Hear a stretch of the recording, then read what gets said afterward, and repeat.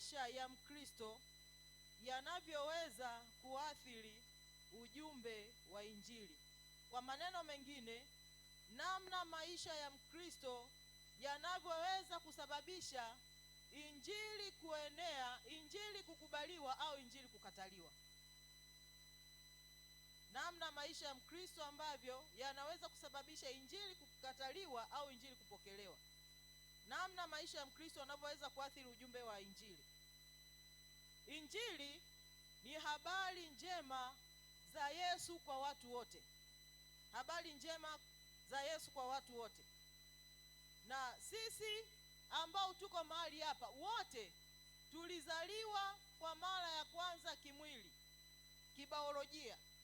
Tulizaliwa na wazazi wetu. Kila mtu ana baba, ana mama aliyemleta duniani, au amekufa au yupo hai.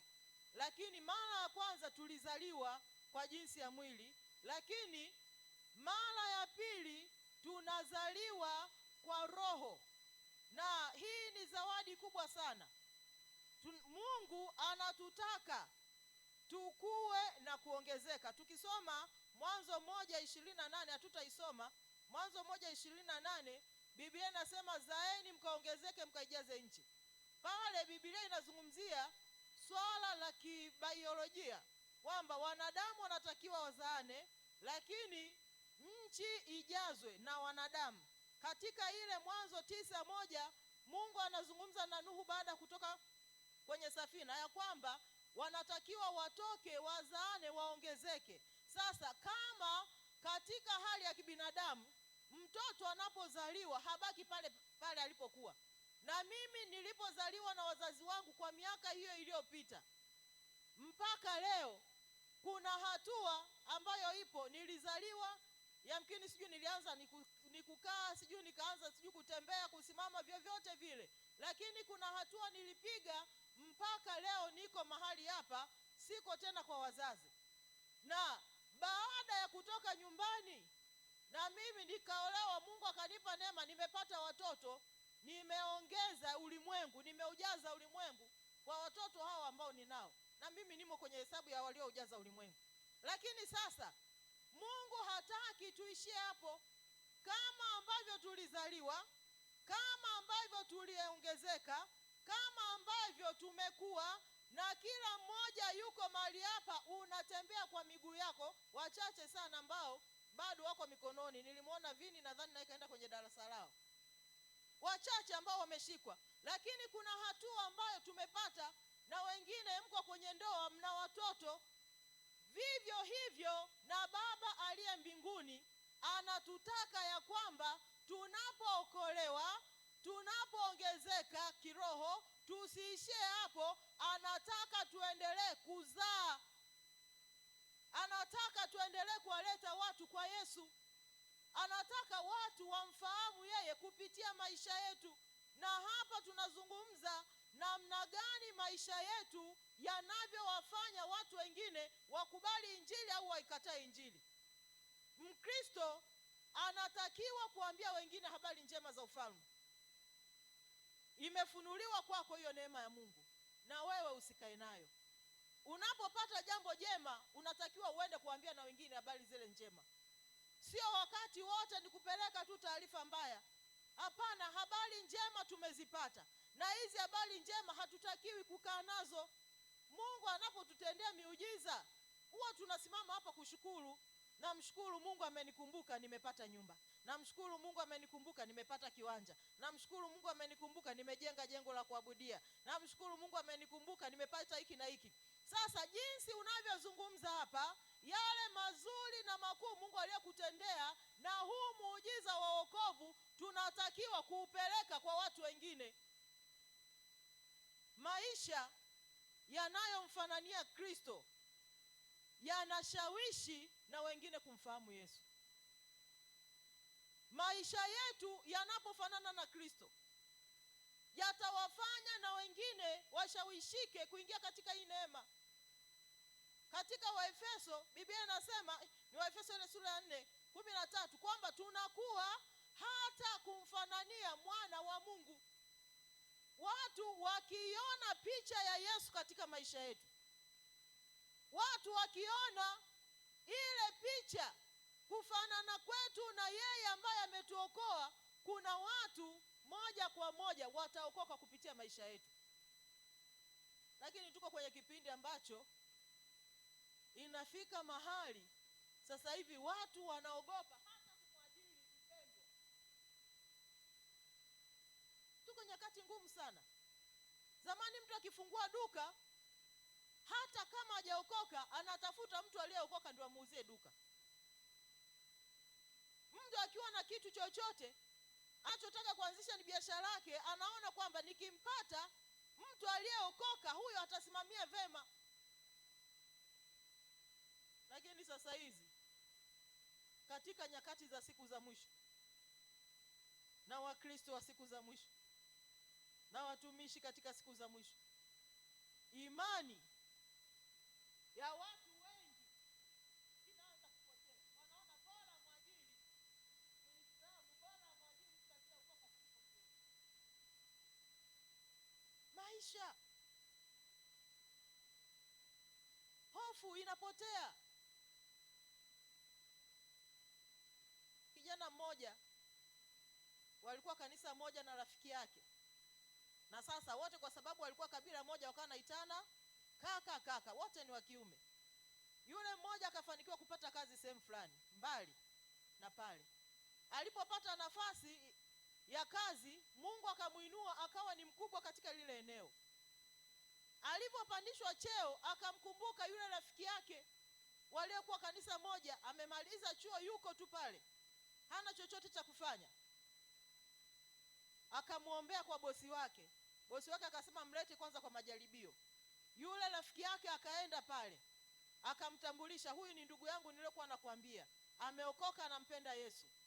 Sasa na yeye kwa sababu alimwamini rafiki yake, ilifika vitu vya manunuzi vyote akawa anaomba rafiki yake ndio aende kununua, kwa sababu kuna watu walikuwa naiba. Akajua huyu ameokoka, ni mpendwa mwenzangu. Mwenzake akienda kununua anakata nusu kwa nusu. Akaiba kwa muda wa kutosha, alafu akaenda kwa bosi. Si ameshamtambulisha ni ndugu yangu, akaanza kujenga urafiki na bosi. Akaenda kwa bosi akasema, fulani anakuibia hela. Kila siku nikienda kununua naye vitu anakata, na risiti ndio hizi, kila siku anakata hela. Kijana yule akaachishwa kazi ghafla. Anaambiwa, wewe kumbe ndio mwizi wangu. Mimi nilikuwa najua ni watu ambao wako chini yako, kumbe ni wewe.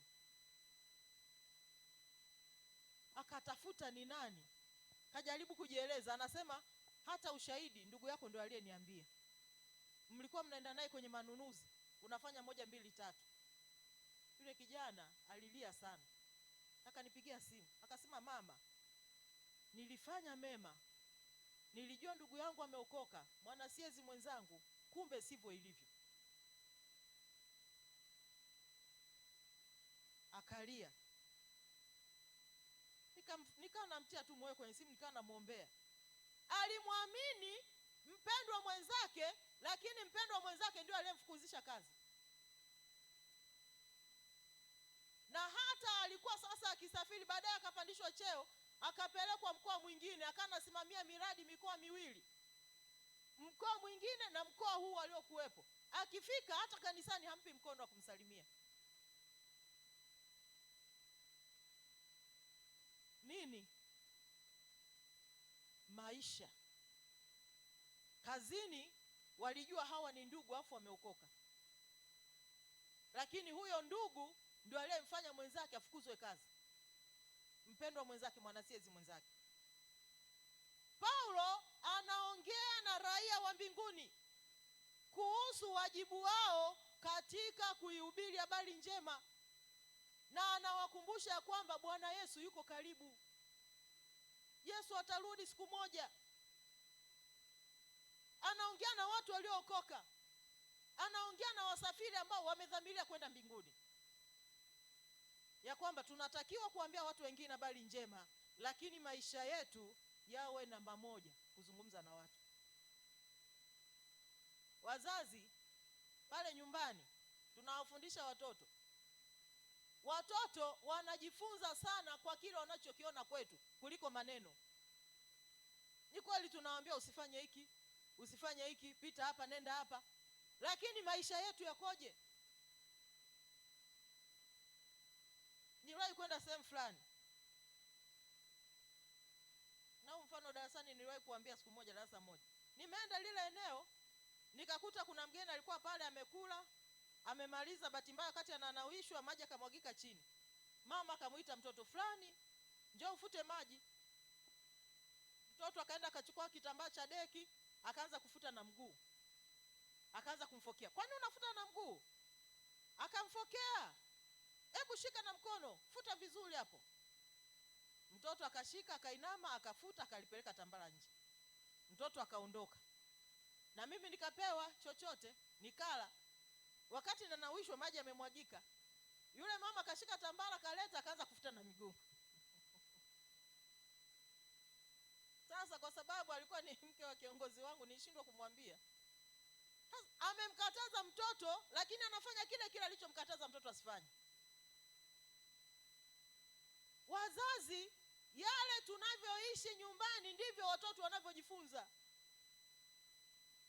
Siku moja katoto kamoja kalikuwa kana miaka 3, kakaja pale nyumbani, akaanza kumwambia yule binti yangu mkubwa,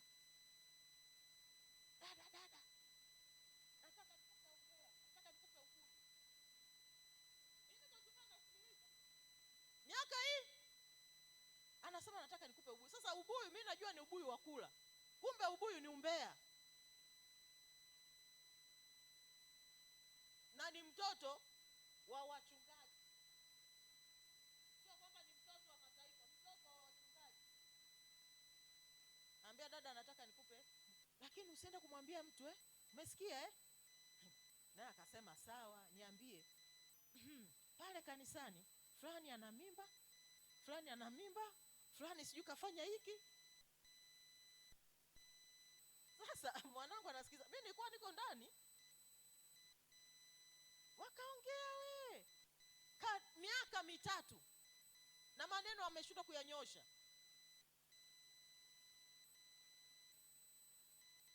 Nilipotoka mimi kakakaa kimya, kameleta ubuyu. Moja kwa moja akili yangu ikapiga mahesabu, haya ni maisha ya wazazi.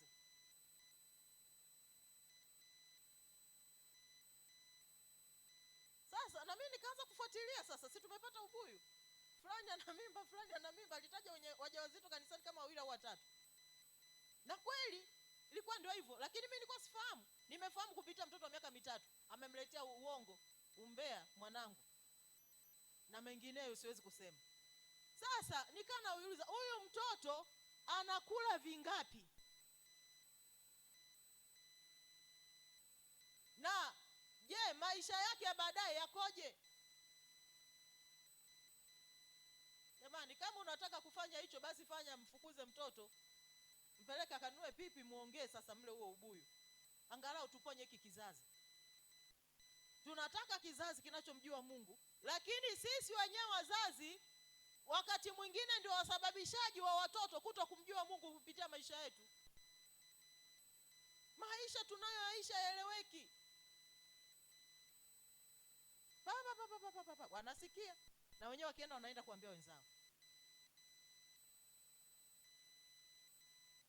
Tunakaa na watu wasiokoka, maisha yetu yakoje? Kuna watu ambao kweli ni wakorofi, wanakuchokoza makusudi na wanasubiri wasikie unasema nini. Mama mmoja akaa ameokoka tukiwa Tanga. Alipookoka pale nyumbani, sasa mume wake na wifi zake kila siku anamchokonoa, kila siku akamchokonoa. Siku moja akakasirika, akafyonza, afu akasema, pumbavu we, mlokole ametukana, mlokole ametukana. Wakaanza kupiga panda mpaka kwa majirani, mlokole ametukana, mama fulani katukana. Kumbe walikuwa wanamchokoza wasikia anaongea nini. Yule mama akaacha kuja kanisani. Ikapita wiki nzima na ilikuwa sio kawaida yake. Nilipomfuata anasema, mimi siwezi kuja mama. Nini? Nimetukana, nimesema mpumbavu. Kwa hiyo